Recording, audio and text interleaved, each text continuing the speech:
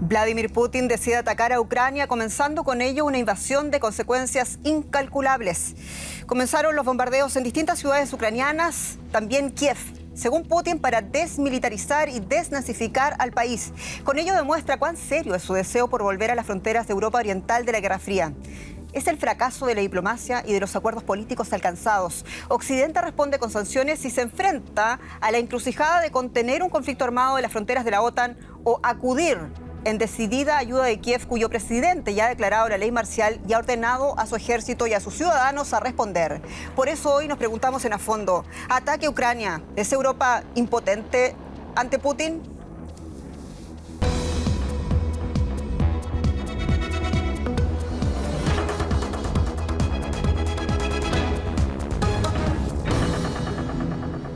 Bienvenidos a esta edición de A Fondo con esta muy mala noticia para poner en análisis en esta mesa. Nos acompañan en esta edición Patricia Salas, periodista española y ex corresponsal especializada en política económica y europea, parte importante del staff de Deutsche Welle aquí en Berlín. Para Patricia, Putin juega en el siglo XXI las palabras de Merkel con métodos del siglo XIX.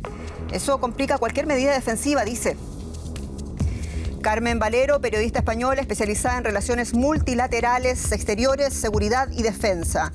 Para Carmen, Europa debe conciencia o tomar conciencia de su importancia en el mundo y diseñar una política exterior y de seguridad soberana.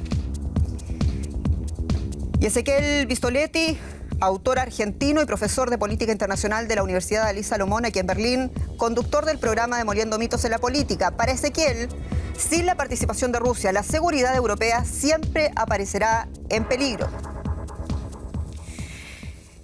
Y puede participar de esta muy sensible discusión a través de nuestro correo electrónico afondo@dw.com, otra vez también en nuestra publicación de YouTube, ya sabe, como siempre, en A Fondo para ustedes.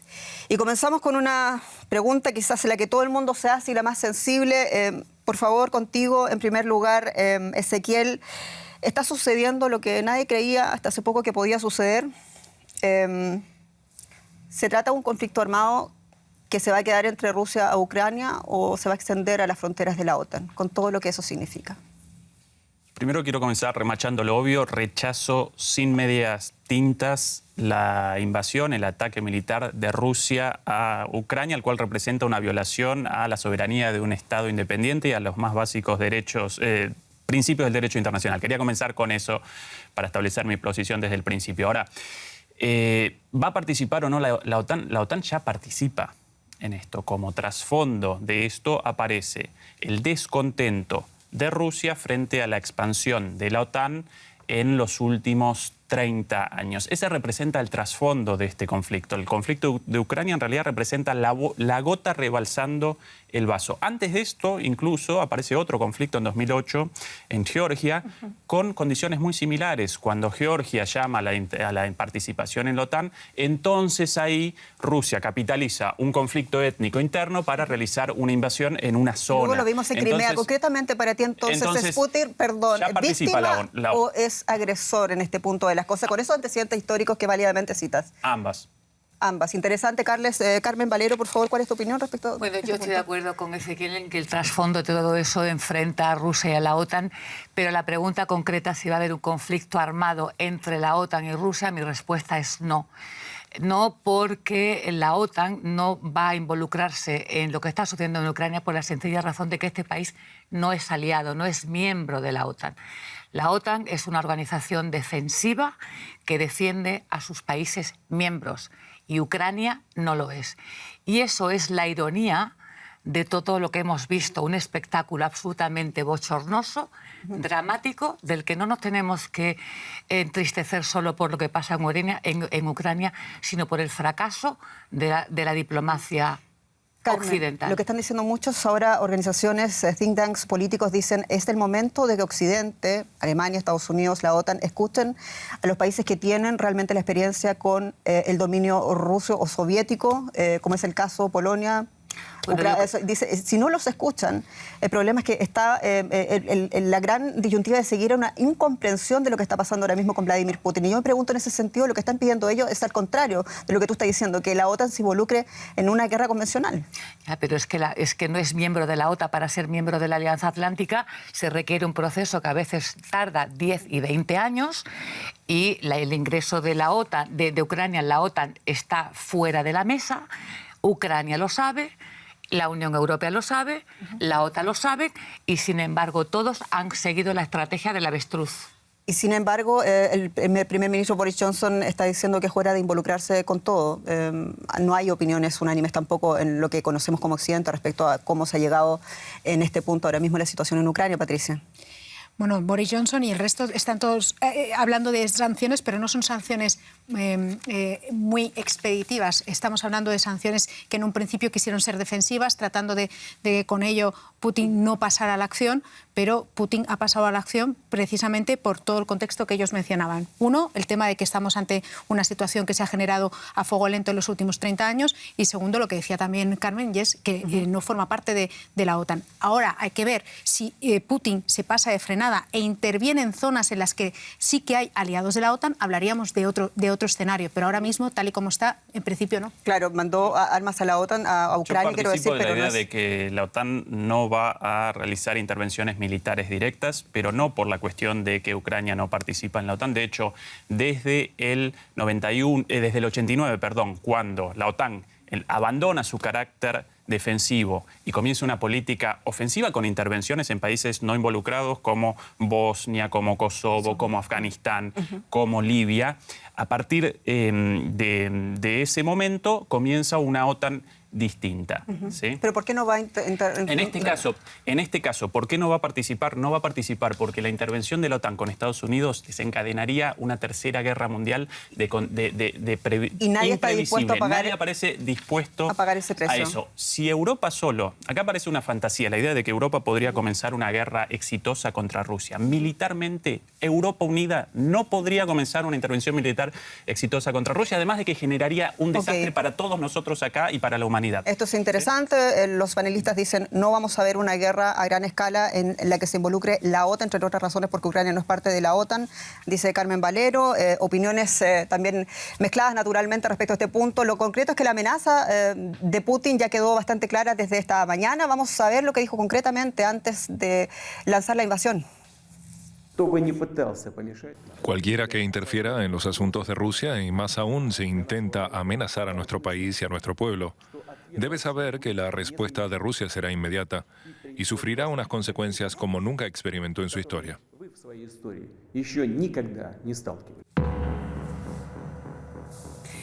¿Qué podemos decir de los argumentos de Putin para hacer o para que haga lo que está haciendo? Habló de desmilitarizar y habló también de algo muy interesante, especialmente para Alemania, desnazificar Ucrania. ¿Opiniones? Bueno, algo para Alemania, pero también para el propio pueblo ruso, que se enfrentó a los nazis y se enfrentó también al apoyo que tuvieron los nazis en Ucrania. Los ucranianos fueron parte de las huestes nazis, gestionaron muchos de los campos de concentración y, de hecho, lo estamos viendo en todos los juicios que se están sucediendo en Alemania a antiguos ex guardianes o participantes del Holocausto. El tema de la desmilitarización tiene sentido tanto en cuanto Ucrania, desde que ha empezado esta crisis, ha recibido armas de Estados Unidos y de algunos países aliados y Rusia considera que eso es una amenaza. En cualquier caso, es un argumento absolutamente traído de los pelos para justificar una agresión anunciada y que lamento tremendamente que no se haya podido prevenir, porque si algo se sabía es que esta agresión se estaba preparando y todos pensaban que Putin iba de farol y efectivamente no iba de farol porque no se lo puede permitir, porque esta era la última oportunidad que él tenía para hacer prevalecer su posición y es decir, la OTAN se queda donde está, es decir, se mantienen las fronteras acordadas en los pactos que ha habido entre Rusia y la OTAN. Si Ucrania hubiera entrado en la OTAN, esas fronteras que ahora se supone que van a cambiar, hubieran cambiado de verdad. El problema es que mueva sus tanques para lograr ese un objetivo que es político y puede ser válido o no válido, pero aquí estamos hablando de una invasión, de una agresión. Sí, ¿no? por eso los analistas aparecemos desconcertados, porque hasta el reconocimiento de estas repúblicas de Donetsk y Lugansk, la estrategia de Putin básicamente respondía a la idea de generar presión para después alcanzar un acuerdo respecto al no ingreso de Ucrania en la OTAN, al no establecimiento de bases militares en otros países del este de Europa, y también quería la remoción de armas nucleares en Europa. Ahora bien, de repente capitaliza esta situación y comienza un ataque, con lo cual la idea de esta guerra híbrida, de generar presión para después la negociación, ya parece relativizada por una intervención directa. Y no solamente los analistas están sorprendidos, están descolocados, también parece que todos los representantes de las Naciones Unidas también lo estaban. El propio secretario general, Antonio Guterres, reconocía: yo no me esperaba que esto iba a pasar, sin embargo pasó, y cambia con ello una situación en la máxima expresión de la política internacional. ¿Cómo sigue la historia en Naciones Unidas? Y lo pregunto especialmente mirando la posición de China, porque si bien China es el aliado de Rusia, todo el mundo ha dicho, bueno, contando Rusia con el apoyo de China, entonces no necesita más. Sin embargo, China en la parte de la anexión o el reconocimiento de la independencia de las repúblicas, de las llamadas repúblicas independientes de Donetsk y Luján, no acompañó a Rusia en eso, lo rechazó tajantemente el Consejo de Seguridad. ¿Se puede contar en este contexto de cosas con un respaldo inequívoco de China a Vladimir Putin? Bueno, es que a China no le interesa que haya el reconocimiento de repúblicas o de regiones independentistas, porque China es un mosaico de etnias, de lenguas y de distintas aspiraciones políticas. Es decir, cualquier reconocimiento de soberanía de un país que forma parte del otro, a China le toca directamente al corazón, y por eso hoy está en contra. Sin embargo, ahora China ha evitado decir la palabra guerra y ha dicho que tampoco va a haber anexión. Es decir, a China le interesa que Rusia sea el guardián de esa parte del mundo. Sí. China es una termita económica y Rusia es el peón de China hasta el momento para mantener la estabilidad en Asia y en Centro Asia. El representante ruso dijo concretamente esta mañana, el representante chino dijo: entendemos esa impronta histórica de esta situación, pero hasta ahí llegó. Eso es interesante de analizar. Y sin embargo, ni China ni ningún otro país de Naciones Unidas ha reconocido conjuntamente con Rusia lo que había hecho al principio para darle una especie de legalidad, lo que iba a hacer Putin, que era reconocer la independencia de las repúblicas de Donetsk y de Luhansk. No lo hizo ningún país, y tampoco Nicaragua, cuyo soporte solamente se refirió a Daniel Ortega como un apoyo concreto de parte del presidente de Nicaragua al presidente ruso, pero de ahí no pasó más. ¿Cómo lo explican ustedes esto? Al hecho de que efectivamente Rusia con esta invasión comete una violación al derecho internacional, la cual cercena la legitimidad de su reclamo por la expansión de la OTAN, y entonces ahí aparecen las elucubraciones, las especulaciones. Bueno, ¿cuál ahora la estrategia de Rusia? ¿Va a querer la anexión de Ucrania enfrentada a todo el mundo, o va a querer una, como lo llamó el desmilitarización, destrucción de las infraestructuras militares, para después retroceder y a partir de ahí sí comenzar una negociación? Acá aparecemos en un juego muy finito de ataques y contraataques, pero claro, ya en un contexto de ofensiva militar, y a partir de entonces muchas veces las guerras presentan lógicas propias, más allá de lo que uno quiere o el otro quiere, sino sencillamente por la escalada de golpe y contragolpe. Entonces aparecemos en un terreno verdaderamente fangoso, muy difícil. Claro, ¿le puede salir algo mal a Putin, Patricia Salas? Depende, o sea, pensando en las sanciones, tu terreno. Sí, económicamente le puede salir mal, pero depende. Porque China, por ejemplo, es un socio estratégico muy importante. Y China ahora mismo es quien le está comprando parte del gas, y podría a través de China canalizar parte de esas compras. Y en el caso, por ejemplo, una de las sanciones que están evaluando, como el famoso botón nuclear, que sería lo del SWIFT, es decir, este código que permite hacer las transacciones financieras a nivel mundial, también podría eludir según qué situaciones, gracias a China, que tiene también un sistema financiero muy opaco. Todo eso, y aparte, ahora mismo tiene capacidad económica para aguantar durante bastante tiempo, porque desde el año 2014 Rusia ha estado preparándose para una situación parecida a esta, entonces ha ajustado su presupuesto fiscal a que el barril esté en torno a los $40 y estamos hoy hablando ya de 100, 105. Tiene más de 600.000 millones en divisas y en oro, 630.000 millones en divisas y en oro, y eso permite que tenga todavía capacidad de juego. Hay que ver hasta cuándo tiene su capacidad de juego y de fuego Putin. Le puede salir mal económicamente y luego a nivel político depende, porque él el 12 de julio, en el famoso ensayo que publicó y que está publicado en la página oficial del Kremlin, ya apuntó parte de las líneas que estamos viendo ahora, y decía claramente que Ucrania no podía vivir independientemente, que no era una unidad independiente, que Ucrania siempre le ha ido mejor con Rusia. Entonces, depende de lo que entendamos de que le puede ir mal. Ucrania es un territorio, ¿no? Claro. Entre otras cosas, vamos por favor, a revisar el punto geográfico. Ucrania en el mapa y en los ojos del mundo. Ahora mismo vamos por las imágenes, porque las hostilidades comenzaban en las regiones de Luhansk y Donetsk, en el este del país, regiones que siguen siendo, según el derecho internacional, parte de Ucrania. Y aunque Putin, eso sí, ya lo hemos dicho, las haya reconocido como repúblicas independientes en un acto unilateral, que al principio le daba, claro, un poco de marco legal para acudir a ese llamado que hicieron los separatistas prorrusos, pero que se cayó a conforme de las horas en el propio Consejo de Seguridad, donde nadie le dio realmente un apoyo. Y esta es la forma también en cómo, vamos a ver a continuación, el canciller alemán Olaf Scholz calificó el ataque de Putin a Ucrania. Escuchemos. Dieser 24. Februar ist ein furchtbarer Tag. Este 24 de febrero es un día fatídico para Ucrania y negro para Europa. Con su ataque a Ucrania, el presidente ruso Vladimir Putin rompe de manera descarada el derecho internacional. Putin lleva así dolor y destrucción a su vecino directo y ataca la soberanía y las fronteras de Ucrania, dañando la vida de ciudadanos ucranianos inocentes, hermanos de Rusia. Con todo esto, pone en peligro el orden y la paz en todo el continente.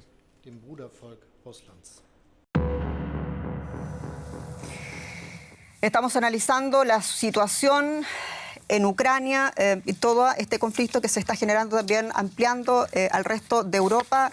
Patricia Salas, las palabras del canciller Olaf Scholz demuestran también el momento de inflexión que significa esto para la política alemana y su papel también en el contexto europeo, en el contexto de la OTAN.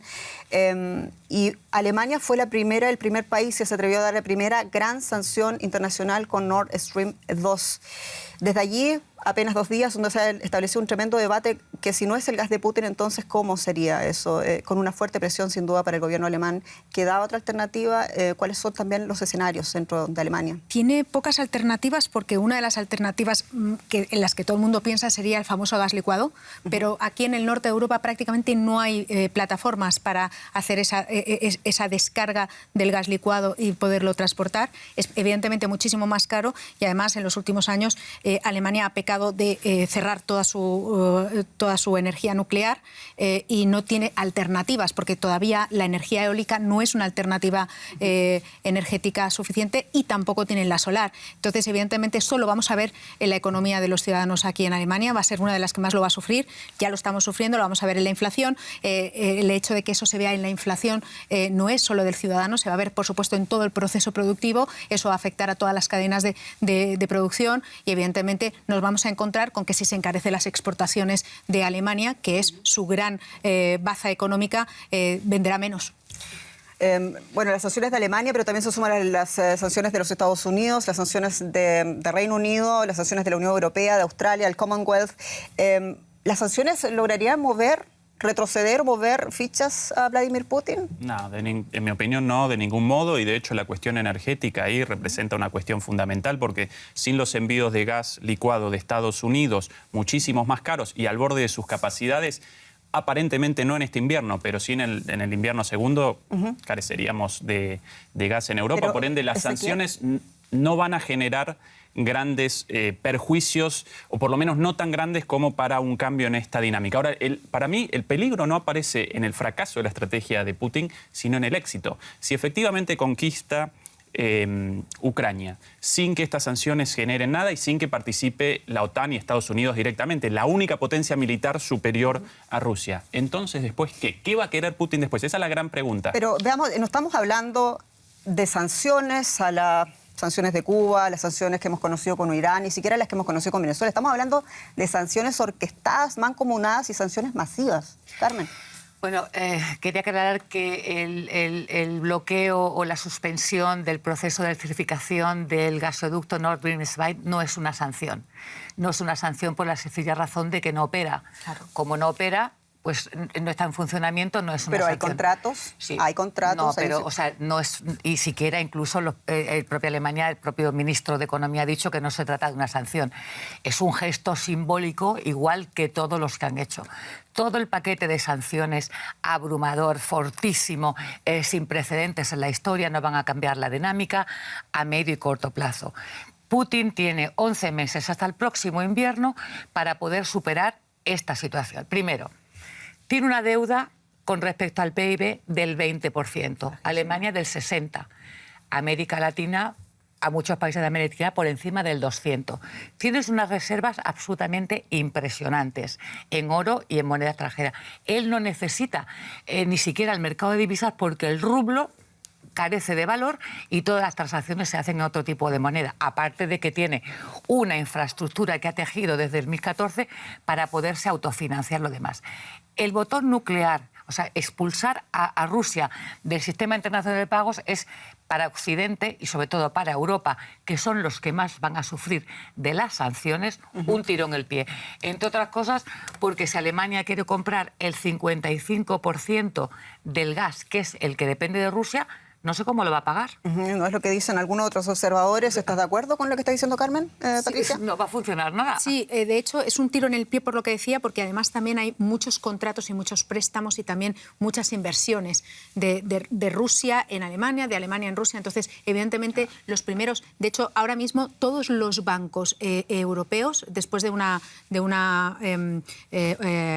un comunicado interno del Banco Central Europeo, están haciendo una especie de listados de cuántos activos rusos hay en sus balances, porque tienen que ver cómo van a operar frente a estas situaciones. Eso es lo que critica a Estados Unidos también, que le viene advirtiendo hace mucho rato a Alemania de la supuesta dependencia rusa, a la Unión Europea en general. Bueno, ¿se puede hacer una especie de autocrítica? Yo creo que Estados Unidos juega aquí su propio juego, ¿eh? Bueno, y en su momento también apenas salía Biden, le prohibía a Merkel establecer este gasoducto y hizo su beneplácito de que esto Alemania finalmente lo suspendiera, y uno sé quién gana con todo esto, Ezequiel. Europa carece del gas necesario para la calefacción y para el funcionamiento de su economía, entonces necesariamente aparece supeditado a algún país, o bien a Rusia, el país más cercano y con el gas más barato, o bien como ahora Estados Unidos con un gas técnicamente complicado y muchísimo más caro. ¿Cuál menos calidad? ¿Cuál entonces la jugada, lo que debería haber acometido Europa en su momento? Una buena relación con Rusia por intereses propios y no convalidar el avance de la OTAN impulsado por los Estados Unidos. Esa es la situación actual. En la figura está Putin y está Joe Biden, son dos potencias imperialistas, está en la mitad de Europa. Lo que quieres decir en el fondo que aquí es Europa la que está perdiendo y va a perder Alemania concretamente. Para mí cometió el pecado de la inacción. ¿Se equivocó Olaf Scholz con ese statement que hizo con Biden en Washington cuando decía te vamos a apoyar? Pero el problema, Jenny, no comienza ahora con Olaf Scholz hace 15 días, sino comienza hace 30 años. Entonces la política de Estado del gobierno alemán, independientemente del gobierno, del canciller que esté, ¿hubiese sucedido lo mismo con Angela Merkel? Yo, en todos los programas acá sobre política exterior alemana, realizo un llamado a una política europea independiente, no necesariamente subordinada a Estados Unidos, cuando eso no ayuda al interés de Europa. Nada. Y este es el caso. Y este ha sido el caso, flagrante. En el caso de Alemania, tiene la ventaja de que normalmente suele jugar con dos barajas. Y la situación en la que tal siempre gana. Y siempre gana dinero. Ahora, por ejemplo, o sea, de esta situación que estamos viendo, quien ha ganado realmente es la OTAN, que hace un par de años estaba en muerte cerebral según Emmanuel Macron y ahora de pronto ha resucitado. Es decir, ¿eso qué significa? Significa rearme, sustitución de equipamiento militar de todos los países europeos y de Alemania. ¿Pero gana la OTAN o gana Estados Unidos? Perdón, déjame terminar la pregunta, porque lo que pasa a nivel diplomático y político es una fotografía muy clara de lo que está pasando. Putin no habla más con ningún presidente europeo, no habla con Stoltenberg, el secretario general de la OTAN, lo que no pasaba en el año 97 cuando estaba Javier Solana y Boris Johnson firmando un papel. Vladimir Putin se entiende directamente con Biden. O sea, aquí Europa no existe, dejó de existir. Bueno, con Emmanuel Macron, que se supone que en este momento, bueno, desde que se fue Merkel, que tenía una relación especial con Putin, además tenía un sistema, o sea, un bagaje muy parecido, los dos hablan ruso, los dos hablan alemán, ella conoce la cultura y la idiosincrasia rusa, que es muy especial, y solamente hay que ir a los clásicos rusos para darte cuenta de que ellos funcionan de otra manera. Breve, de nuevo la pregunta, ¿ganó la OTAN? ¿Con esto ganó Estados Unidos? Ganó la OTAN, ha ganado la OTAN y el rearme, y ha ganado las empresas armamentistas que van a empezar a vender como locos. Entre esas las empresas de acuerdo alemanas, con lo de las empresas armamentísticas, pero en la OTAN también participa Europa. Sí. Y con un conflicto armado en Europa ahora, la dependencia de toda Europa, incluso los países de la OTAN respecto a Estados Unidos, aparece maximizada. ¿Sí? Claro, es que la OTAN es Estados Unidos. Les voy a poner, Bueno, okay. sí, pero Si que hay la una OTAN, diferencia. claro. Hay una diferencia y eso queremos No, hay aquí muy establecer. poca diferencia. ¿Hay muy poca diferencia? Muy poca diferencia. En este caso, Efectivamente, Estados Unidos Europa capitanea la se OTAN. ha dejado arrastrar Claro, absolutamente. de O sea, acuerdo. de hecho, habla con Biden, porque los europeos carecen de peso, carecen de identidad propia. ¿Hubiese sido distinto con Merkel? De nuevo, perdón, breve Posiblemente. respuesta. Posiblemente. ¿Y distinto con Donald Trump? Bueno, con Donald Trump dijo que él habría hecho lo mismo el otro día, así que Lo no hubiese sé. hecho mejor, dijo. No, hubieran hecho un gratis. Le voy a Sí. poner otro, más complicado este debate, tema refugiados. Ahora mismo lo que estamos conociendo es que Moldavia abrió las fronteras, que Polonia regañadiente lo está haciendo, que lo está haciendo también Rumania, y le están pidiendo a Alemania que abra las fronteras porque dicen tiene todo un mecanismo ya ensayado y conocido para recibir una gran ola de refugiados. ¿Cuál es la imagen que se les viene inmediatamente ante esta certeza? Bueno, La claro, crisis. uno recuerda la crisis de los refugiados sirios en 2015, 14-15. ¿sí? Y una vez más, las consecuencias. ¿Cómo comienza la crisis en Siria? Con el ataque de Estados Unidos, la invasión a Irak, el desarrollo del ejército islámico en Irak y después la expansión a Siria. Después, los refugiados sirios, donde aparecen principalmente, bueno, en Líbano y en Turquía, pero también en Europa. Y una vez más, Alemania y Europa deben responder por los platos rotos generados por los Estados Exacto. Unidos. Y ahora, otra vez, la expansión de la OTAN, motorizada por Estados Unidos y asentida por Europa, estúpidamente, Sí. ahora podría generar una nueva crisis de refugiados. ¿Y quién deberá responder a eso? Europa y Alemania. Ay Dios, sigamos avanzando. Queremos retomar un poquito cómo es que llegamos a este punto. En su ya famoso discurso, el presidente Vladimir Putin descartó a Ucrania como una construcción artificial, le negó cualquier derecho a existir incluso, y la reacción de Zelensky, el presidente ucraniano, nos hizo esperar. Dos alocuciones clave para entender este muy indeseado momento de la historia. Escuchemos. Es esencial comprender que Ucrania nunca tuvo una tradición de Estado genuino y que desde 1991 ha estado copiando de forma mecánica modelos extranjeros, desgarrada entre la historia y la realidad. Las instituciones políticas y estatales se remodelaron constantemente para adaptarse a los intereses egoístas de algunos grupos que nada tienen que ver con los intereses del pueblo de Ucrania. Detrás de mí está Ucrania dentro de sus fronteras reconocidas internacionalmente. Y así seguirá siendo, pase lo que pase, independientemente de las declaraciones y acciones de Rusia. Nosotros seguimos tranquilos y confiados.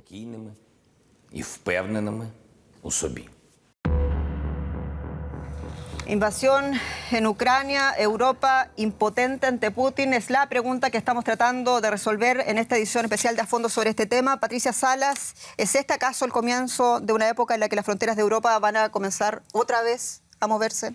Hombre, de momento vemos que se está moviendo de nuevo hacia Ucrania. Hay que ver hasta qué punto Rusia vuelve a mover, es capaz de retener Ucrania o finalmente no lo hace y Ucrania mantiene su independencia. Pero esto tiene que ver con este nuevo orden mundial al que estamos asistiendo. Estamos asistiendo a una movida de tableros. China lleva 20 años ya económicamente muy fuerte, manteniéndose sobre todo en el punto económico, por supuesto que se ha hecho presente en África, en América Latina, y ellos se han hecho presentes a través de las inversiones, a través de las infraestructuras. Estados Unidos ha seguido con su hegemonía, manejando muy bien el tema de la OTAN, como ellos antes mencionaban, y Rusia se ha quedado ahí en el medio, queriendo tener todavía su influencia en Europa, como siempre la ha tenido, pero veía que estaba siendo atacado por muchos flancos. Y nos encontramos ahora con una, desde mi punto de vista, es alguien que está diciendo, bueno, yo he puesto más o menos en orden mi país, ha conseguido tener cierta estabilidad política a base de eliminar cualquier disidencia económica, etcétera, y entonces está tratando de volver a esa antigua situación en la que Rusia tenía algo que decir. Quiere esa gran Rusia para que Rusia vuelva a tener ese papel Eso dentro lo dijo del... concretamente Vladimir Putin en una conferencia de seguridad en la que yo estuve, y lo dijo ya creo que hace 15 años. Si uno se pregunta de 15 años ahora, él ha dicho todo lo que iba a hacer. Sí. Y cuando hablo del fallo, el fracaso de la diplomacia y también de los acuerdos políticos, uno se pregunta, ¿qué pasó aquí? ¿No se comprende a Rusia? O más bien no se comprende a Vladimir Putin. Vladimir Putin no es Boris Yeltsin, no es Gorbachev, y tiene una tremenda nostalgia, por lo que decías tú, ¿no?, de esa antigua gran Rusia. Cuando hay que hacer una autocrítica de parte de los políticos y los diplomáticos occidentales, ¿qué podemos decir al respecto? Bueno, yo creo que la falta de exploración, la falta de fantasía, yo creo que aquí estamos hablando de la OTAN y de Rusia y hablamos muy poco de Ucrania como el país víctima que está siendo invadido por Rusia y al que todos los países prometen solidaridad, pero nada más. Yo creo que Ucrania, un país soberano, tiene ciertas responsabilidades y muchas libertades. Una responsabilidad de un país soberano es saber cuál es su papel en el mundo y en el orden mundial.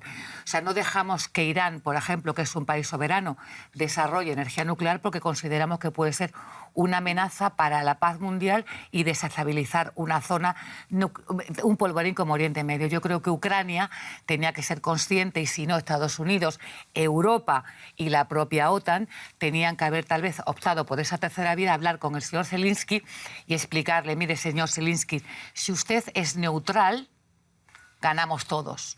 Usted va a preservar su territorio y la OTAN y Rusia no se van a enfrentar. Muy interesante tu argumento, Carmen, pero me ha se nos está olvidando algo muy importante. El presidente Zelensky es el presidente de millones de ciudadanos ucranianos que en el año 2091 el 92% de ellos votaron por la independencia de Ucrania y naturalmente favor también en posterior referéndum a que Ucrania mire hacia Europa y se incorpore inclusive a la OTAN. Eso en clave política no lo puede desestimar claro que se puede político. Se puede. Bueno, pero, en honor a la paz, para no ser invadidos. No, pero una cosa es la autodeterminación, la soberanía de un Estado, y otra cosa establecer misiles, y incluso en la OTAN también estableció armamento nuclear en países no nucleares, Alemania, Italia, Holanda, Turquía, apuntando hacia un país. Cuando en el 62 la Unión Soviética estableció misiles en Cuba, con toda razón Estados Unidos respondió y ese conflicto casi genera la Tercera Guerra Mundial. ¿Y Cuba es un país soberano? Y Cuba también es un país soberano. Y perdón, como acuerdo Guantánamo sigue allí, ¿no? Sí, no, pero inmediatamente como resolución del conflicto, retraídos los misiles rusos de ahí y también sacados los misiles estadounidenses, si no recuerdo mal, de Italia y de Turquía en ese entonces. Con toda razón, los países pueden solicitar ciertas condiciones más allá, respetando la soberanía y la autodeterminación de sus países vecinos. ¿Sí? Yo quiero citar a colación simplemente, si lo encuentro que es mi hoja, una muy interesante crónica que me tocó leer en The New York Times, donde decía lo siguiente, no nos podemos, Estados Unidos ni la OTAN pueden establecer una vista como un espectador inocente. Recordó cómo Occidente transgredió el acuerdo del año 1997 al expandir las fronteras de la OTAN en los países bálticos. Es una crónica hace 3 días del The New York Times. Entonces también están haciendo esa autocrítica, esa provocación. Pero también dicen, bueno, se le fue el cálculo a Vladimir Putin, porque con esto también Rusia pierde mucha reputación. O sea, aquí hasta ahora había una discusión si era legal o no. Con esto perdió toda legalidad. O sea, es un acto ilegal que ha cometido... ¿Es todo eso más importante, digamos, volver a las fronteras de la Guerra Fría para el señor Putin? Mucho más importante que darle un camino democrático a Rusia. Mantenerlas. Sí. Rusia durante mucho tiempo presentó estos requerimientos, presentó ultimátums y no fueron respondidos. Ahora, esta invasión no solamente la rechaza Estados Unidos y la OTAN, la rechaza todo el mundo. Entonces, si bien Putin quiere capitalizar esta situación de que puede realizar una invasión sin consecuencias fuertes más allá de estas sanciones, en el caso de éxito, ¿qué va a generar? Claro. Bueno, podría generar una situación mejor para la negociación, pero el mundo no va a convalidar la toma de Ucrania por parte de Rusia.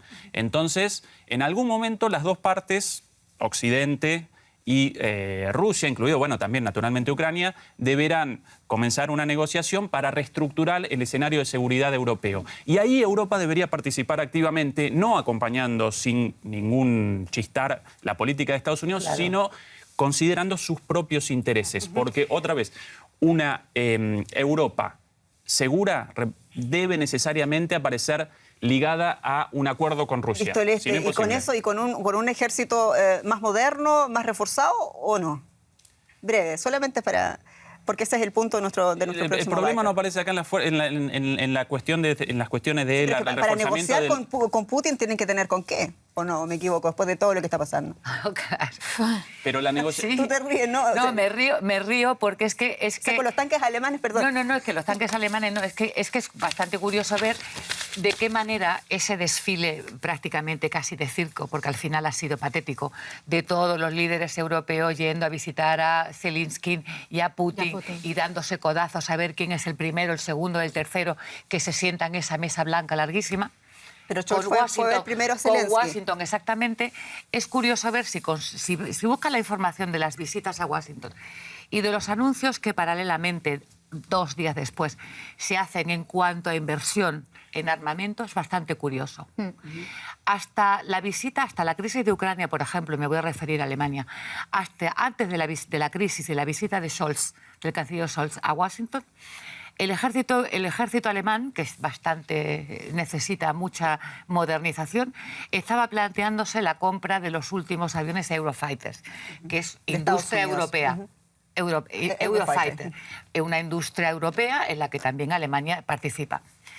Curiosamente, después de la visita de Scholz, Alemania anuncia que va a incrementar el presupuesto militar del 1,4-1,9% actual, sin contar las inversiones en desarrollo, al 3%, y se replantea la compra de los Eurofighters por el avión F-35, que es el último, el avión de la 5ª generación, que es absolutamente impresionante, el más caro del mundo, porque puede despegar y aterrizar en vertical y de lado y arriba y abajo, y que es súper carísimo. Es decir, no me parece casual que de pronto Alemania renuncie tal, y como eso hay muchos ejemplos. Y estamos hablando del futuro también armamentístico y de seguridad de la OTAN, y es que Estados Unidos ha hecho un diagnóstico devastador, por ponerlo en el excelente calificativo que dicen muchos observadores, del estado de las fuerzas de defensa de los aliados europeos, especialmente para la Bundeswehr, que es el ejército alemán: financiación insuficiente, no muy buena reputación y poca capacidad de convocatoria.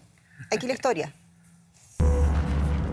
Todavía existen las marchas de Pascua por la paz convocadas por los pacifistas en Alemania. No tienen ni de lejos las dimensiones de principios de la década de los 80, cuando cientos de miles de personas se manifestaban contra el despliegue de misiles estadounidenses de corto y medio alcance. Pero sigue habiendo protestas, incluso en la jura de banderas anual de los reclutas. Las propias tropas han disminuido en las últimas décadas. De unos 500.000 soldados en la década de 1960, tras el fin de la Guerra Fría, solo queda un tercio. El enemigo ya no estaba en el este y la defensa nacional dejó de ser una tarea central. En cambio, los soldados alemanes lucharon con los aliados en Afganistán, entre otros lugares, y están con los franceses en Mali, África. Ambas misiones extranjeras más o menos han fracasado. Las tropas no están suficientemente equipadas, sobre todo faltan medios de transporte. Por ejemplo, solo está operativo un pequeño número de helicópteros. Los estadounidenses en particular llevan mucho tiempo quejándose de que Alemania, socio de la OTAN, invierte demasiado poco dinero en su propio ejército. Y también falta una estrategia política para las futuras tareas de la Bundeswehr. ¿Necesita Alemania renovar su capacidad de defensa?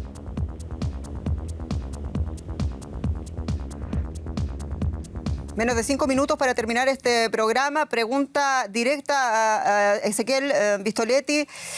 ¿Tienen los alemanes ahora que volver a defenderse con todo eso lo que significa? No participo en la idea de que el robustecimiento de las Fuerzas Armadas de Europa genera de alguna manera más poderío en Europa. De hecho, cuando Europa parecía históricamente dedicada a el fortalecimiento de los ejércitos nacionales, proliferaban las guerras por doquier. Desde el inicio de la Unión Europea, el poderío de Europa responde a su poderío económico y a su, al menos en el discurso, su política de respeto a los derechos humanos y de una política por encima de las políticas imperialistas de Estados Unidos y de Rusia. Así que rechazo la idea de la militarización como forma de generar poder para Europa. Pero se está pensando en una OTAN que pueda, incluso manejando el tema de Estados Unidos, también considerando que en 2 años puede venir otro presidente, puede ser incluso Donald Trump o alguien, o que con el en mejor Rusia ejército del mundo, Europa Putin no podría contra el ejército ruso. Así de sencillo, y así aparece en la historia de la sociedad. Pero va a suceder. Sí. Es que los países de la OTAN van a invertir más. Claro, van a subir al 2%. Van a subir su presupuesto militar. O sea, que eso sirva de algo o no es cuestión aparte. Pero que eso va a ser, no, es que está sucediendo. De acuerdo. Para mí eso no coadyuva a la solución. La solución aparece en una rediagramación de la estructura de seguridad europea. Lo que sucede es que la industria armamentística, y sobre todo también en Estados Unidos, es súper poderosa. Súper poderosa. Y para vender armas hacen falta guerras y conflictos. Yo de acuerdo con... Y entonces, como ahora tenemos una guerra y un conflicto, y la OTAN, que estaba en muerte cerebral, va a resurgir toda la renovación de los equipamientos militares de los ejércitos, se van. ¿Y eso reactivaría la economía, Patricia? Sí y no, pero quiero cerrar una idea que me parece importante, y es que con el fin de la Guerra Fría se apostó por, digamos, la paz, ¿no? Esa es una etapa de la paz, y por eso se dejó de invertir en el sector militar. Ahora nos encontramos con que de repente todos vuelven a... Ya no tiene rédito la paz. Y eso es, en realidad, en términos, digamos, metafísicos, si queremos, o como queramos analizarlo, es peligroso, porque ya no da réditos la paz, y entonces nos vamos a encontrar con una mayor inversión en el sector militar. Por supuesto que eso va a reactivar la economía, pero solo determinados sectores. Por supuesto que todos aquellos que tengan que ver con materias primas, todos aquellos que tengan que ver con el sector militar y con lo que se suele llamar las autopartes, que son pequeñas y medianas empresas. Pero veremos qué sucede luego, porque eso siempre es contraproducente. Al principio de este programa ustedes decían, desestimaron los tres de que la OTAN se vaya a inmiscuir en una guerra convencional en territorio ucraniano, y yo me pregunto cuál sería el próximo paso de Vladimir Putin, si es hacerse con Ucrania, mover misiles o infraestructura de peso militar, por ejemplo, como lo vimos hace décadas en Cuba. ¿Cuál es el papel de Cuba, de Nicaragua, de Venezuela, parte de la gira oficial del gobierno ruso hace una semana? En mi opinión, un papel completamente secundario. Ahora, que esta guerra va a generar consecuencias para América Latina a partir del aumento de los precios de las commodities, básicamente energía y de los alimentos, sí, sin dudas, y esto va a desestabilizar las economías latinoamericanas, sin lugar a dudas. Muy breve para cerrar. También las europeas. También las europeas, Patricia Salas. Yo tengo la sensación de que Putin lo que está tratando es de dejar su legado, y que va a intentar realmente conquistar Ucrania, porque para él es una cuestión de legado, algo nacionalista. Patricia Salas, Ezequiel Vistoletti, Carmen Valero, muchas gracias por este tremendo análisis y discusión en A Fondo. Gracias a ustedes por su sintonía y confianza. Soy Jenny Pérez, esto ha sido A Fondo. Esperemos que la cosa se calme. Hasta pronto.